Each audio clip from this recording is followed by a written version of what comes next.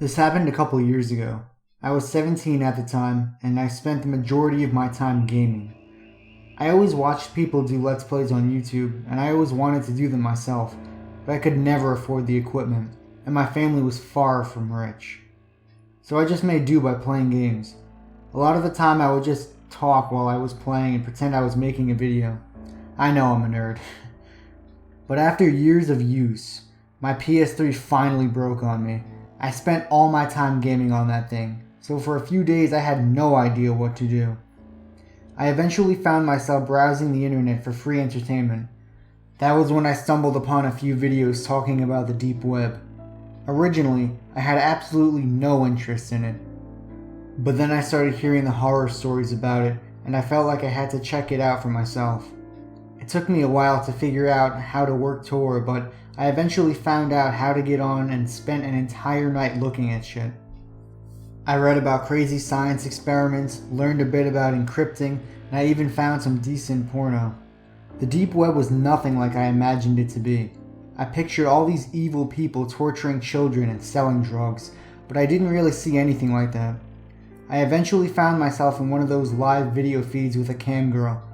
I typed in the chat box for her to take her top off. A few seconds went by with her just staring into the screen, and my screen went black. It was so sudden and abrupt, it really startled me. Then some plain white text appeared on my screen reading, "You shouldn't have done that." I replied, "Why are you doing this?" After a minute or so, the apparent hacker replied to my question with a picture. It was a picture of my house. I could tell it was taken from Google Maps, but I couldn't figure out how the hell he got my address. I started getting really freaked out at this point and tried shutting down the computer, but it wouldn't shut off. "I'm coming to get you," then appeared on the screen in big red text, and I could feel my heart pumping through my shirt. It dawned on me to unplug the computer, but by then the damage was done. I knew my parents wouldn't be home for a few hours, so I went in screaming to my younger brother. I told him about it and we both went to the kitchen to grab some kitchen knives. We both waited in the bathroom ready to kill until our parents got home. I didn't want to get in trouble, so I decided not to tell them about the whole thing, and I made my brother promise not to either. I figured that guy had probably forgotten about me at this point. Oh, how wrong I was. About a week later, my brother and I were playing extreme frisbee in the front of the yard. I needed another water bottle, so we took a quick time out. I went in to grab the bottles while my brother stayed outside. When I got back outside, I saw a large black van speeding away. I could hear screaming coming from inside. I called my parents and then the police and told them what had happened. There was a big to-do about it, and there was even an article about it in our local newspaper. I knew what happened to me on the deep web had something to do with the kidnapping, but I didn't tell my parents or the police about it. I have never forgiven myself for doing that, because I know it may have been the tiny difference that could have saved my brother's life. If you're reading this, Jonathan, I'm so sorry. Though the deep web has some good uses, it also has an incredibly dark side to it. The dark web is a small corner of the deep web, containing the stereotypical content, bulk drugs, child porn, etc., that the deep web is notorious for. I took my first steps into the little excavation of mine into the darkest parts of anonymous sites under the surface of web browsing, in an attempt to undermine the stereotype that the deep web is more a home to dark, illegal websites than anything good. Well, I came out of this with more than I could have ever expected, and now my view on humanity in general has forever been changed. It took me quite a while, 3 to 4 weeks, to get enough information to start really delving deep into what I will now refer to as the dark web. The small corner of the deep web that is basically the house of horrors. Lots of talking around, honing information from chat rooms, and taking lots of notes. Even had to make a couple of phone calls to some more than shady individuals. Not a comfortable experience. By the end of my trek of gathering as much information possible at the time and getting a good contact list, I took my first steps into the outer layer of the dark web, so to speak. The hard part is that once you get deeper, a lot of sites have ever-changing URLs, extensive invitation queues, and at times, pricey entrance costs that may or may not end up as cash spent on a phony operation. A lot of it is luck, meeting people at the right time and place, and taking good notes. I had a good streak of luck and took good notes, enough to get me to the places I entered.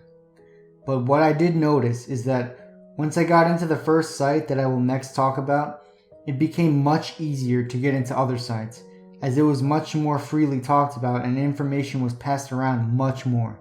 Chat rooms in the dark web equal information honeyhole. First site, Centrix. I knew I had broken the barrier when I got into Centrix. A good example to compare it to would be Agorotha or Silk Road. Now Centrix, from what I hoarded via lots of questions on the chat room over the course of a couple days, has been around for about 11 months and has been untouched by any means of being shut down, which surprises me, because it has everything from Agorotha or Silk Road, but to a much greater extent and a lot more variety. What some sites dedicate their whole selling product to be, Centrix had subcategories for. Just a brief few examples: snuff films, bulk drugs, all varieties, fake everything, IDs, licenses, you name it, a very censored section of CP, various illegally obtained memberships, Netflix, porn, etc. The list goes on. Another thing that is a bit chilling is the fact they took a great effort to crack down on scams. The big deal on sites like Agorotha or Silk Road is that they have a lot of scam vendors. This site didn't, and they had a lot of proof to back it up that I will not go into detail on. I also met a guy in a chat room that was nice, as far as that goes for an active dark web user like himself, who verified hashed some of the links I had collected and vaguely sent me in the direction of other sites for my personal use. This was a great help and led me to my next site, which from the illegality and general morale of the site is what I consider the next layer or gate into the dark zone. Second site, brinkwarehouse.otc. Yay, a site with a normalish name. Brink Warehouse was actually quite fascinating. Not horrific to an extent, but had a different kind of dark backlash. Brink Warehouse, a virtual warehouse of textual guides, notes, leaked documents, torrented books. Now, at a summary, this might seem alright, but take into account that the guides include things like how to make a drone-based homemade explosive and how to kidnap adolescents in their sleep. Illegal leaked documents galore, anywhere from US classified cases to foreign affairs. Also included guides on illegally modifying weapons, joining terrorist groups, guides to scripting and nulling bank accounts, so on and so forth. Not a fun site. The next site I headed to is where it starts to get formally creepy. The site with no name I got access to, which I consider to be the start of the darkest of the dark web. From Francis Turn 344, who was in the chat room on shit.chat, a very common deep web chat room site that most of you probably already have stopped in on. Well, talk comes to talk, and we end up on the topic of snuff films.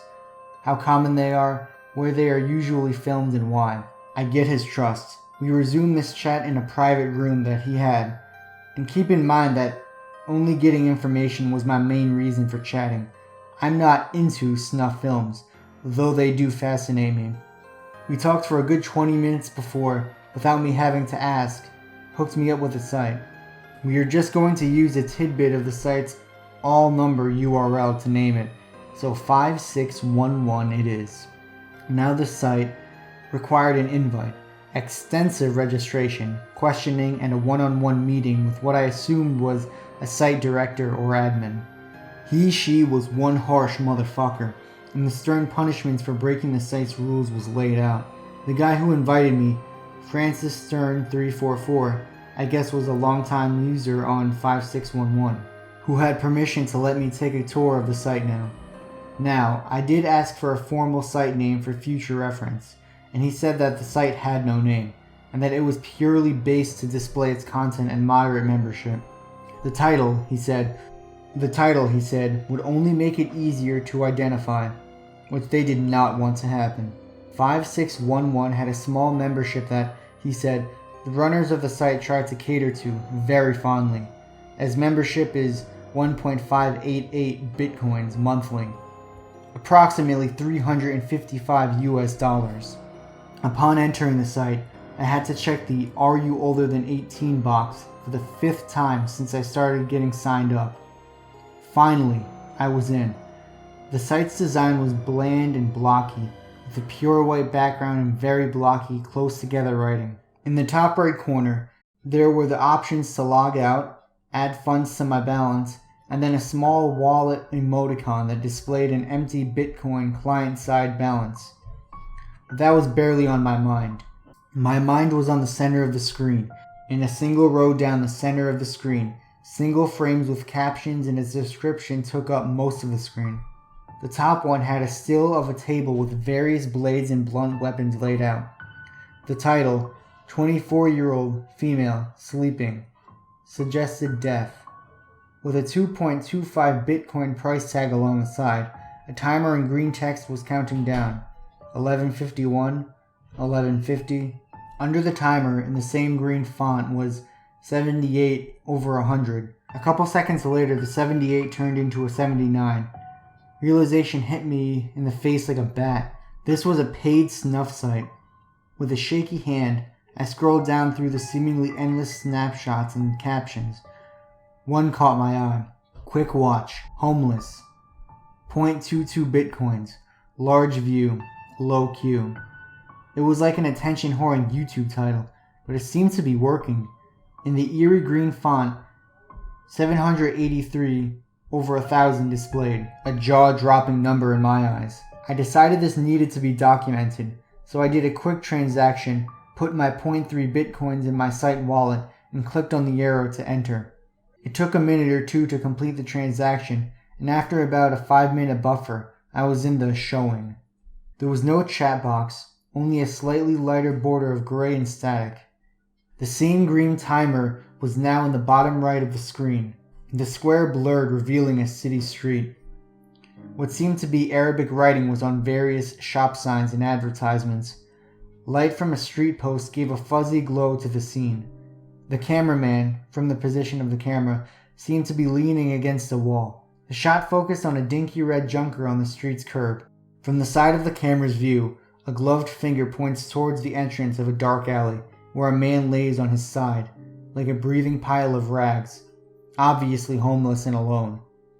The finger makes a motion towards the car, and 3 men quietly exit the car and walk along the storefronts towards the sleeping homeless figure. Quality is total shit, but the scene can still be made out, and is enhanced by the horrid imagination about what is to come. About 5 meters from the homeless victim, the lanky group of thugs pull out plain white theater masks from their jackets and take out various small weapons and pounce around the corner onto the innocent, unsuspecting victim.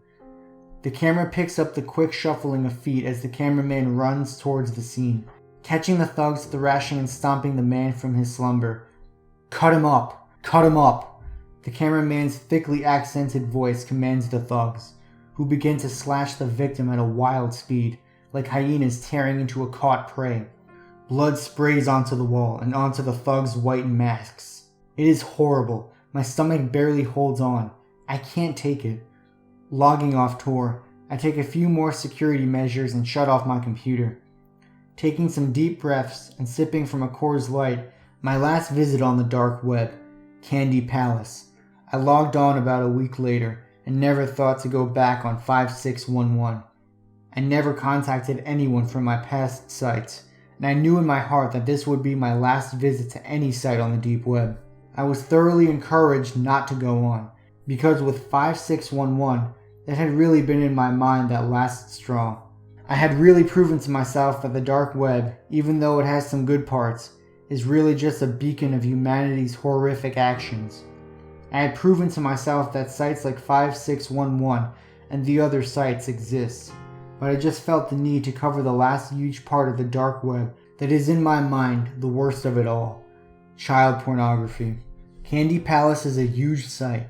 Do some digging and get some sources. You will find it.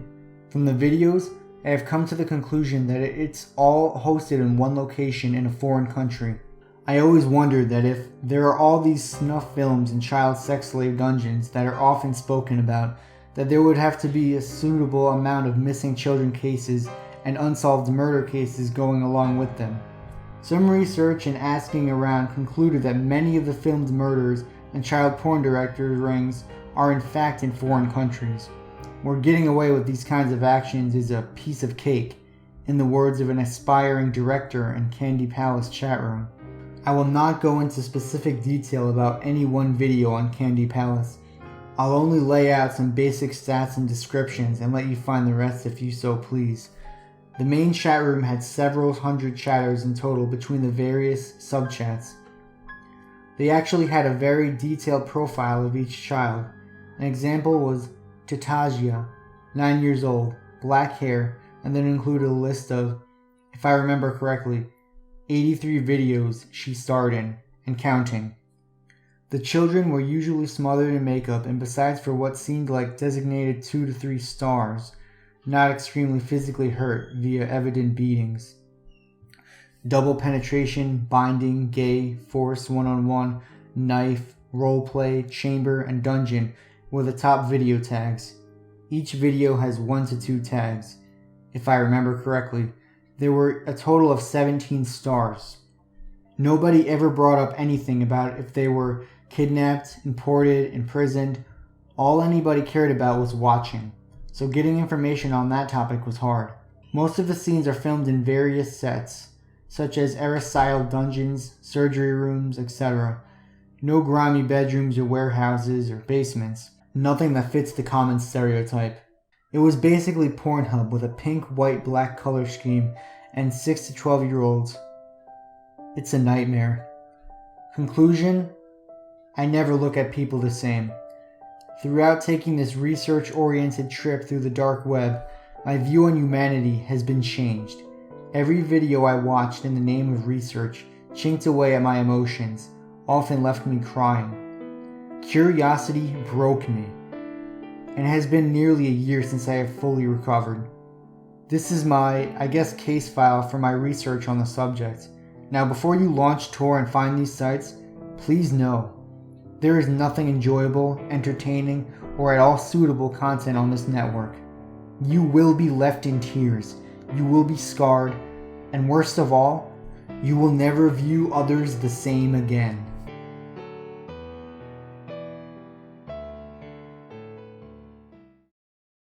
If you guys enjoyed this video, be sure to drop a like and show your support.